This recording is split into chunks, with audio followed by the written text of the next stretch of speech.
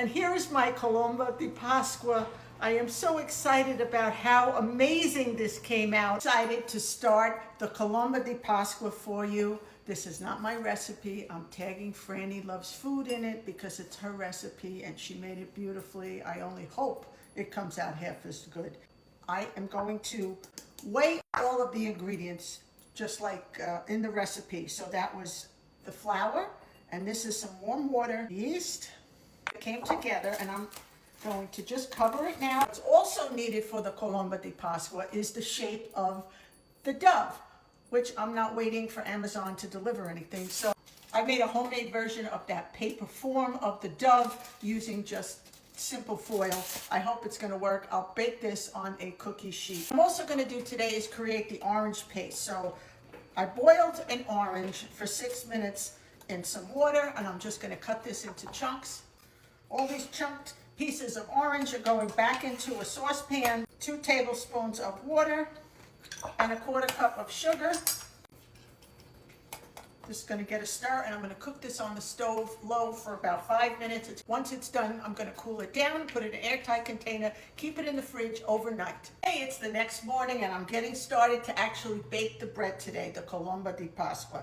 So in the mixer, I'm adding the flour, sugar, salt. Now all of the measurements and the whole recipe, I am going to put the link into Franny Loves Food because it's her recipe and you can go directly to her page.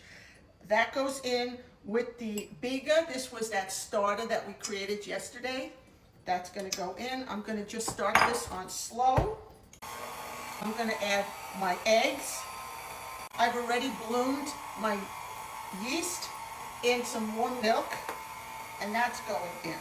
I'm going to add the teaspoons of that orange paste that we made yesterday, along with a teaspoon of orange extract, and I'm going to zest in 1 whole lemon.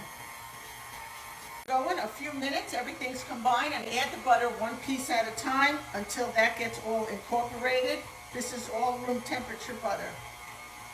Here's my dough. I'm just going to flour my hands, and I'm going to turn it out onto my floured board, and I'm going to form a ball with it. It's a little sticky. I'm not sure if it's supposed to be that way, but it smells delicious. I can smell all that citrus.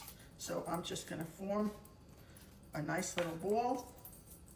I'm going to put it into a clean bowl that I put some flour on it so it doesn't stick. And I'm going to cover it with a mapina or dish towel, and this I'm going to keep in a warm place to let it rise for 2 hours. Dough, after it's risen for 2 hours, I'm just going to take it and put it out onto the board. I can't believe how soft it is. What a beautiful dough. I'm going to cut this into 2 equal pieces. Oh my goodness, it's so soft. I have my homemade form for the bread, and I'm just going to put the pieces in like this. One goes down long ways.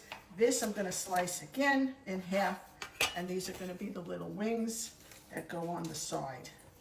I'm going to give this another cover and let this sit a half an hour, and I'm going to put my oven on 350.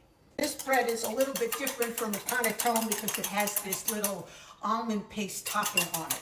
So these are just egg whites that I'm whipping up. I'm going to add sugar, and then I just took almonds and I ground them up right in the food processor, and this is just all going to get blended together and go on top of the bread before it bakes. Now to the top of the bread, I'm going to put this almond paste.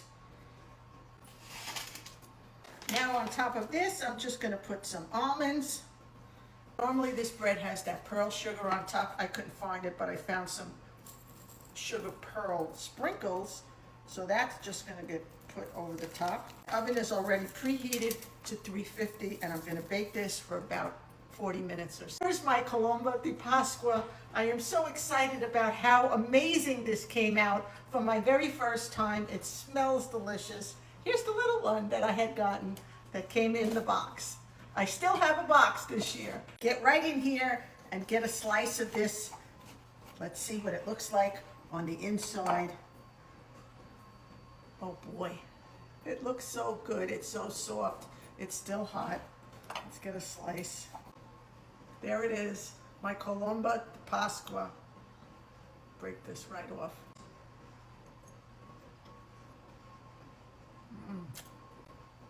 This is amazing. It's a little labor of love. There's a lot of steps, but it's really not that difficult. Go check out that recipe on Franny Loves Food, her page, and it is delicious.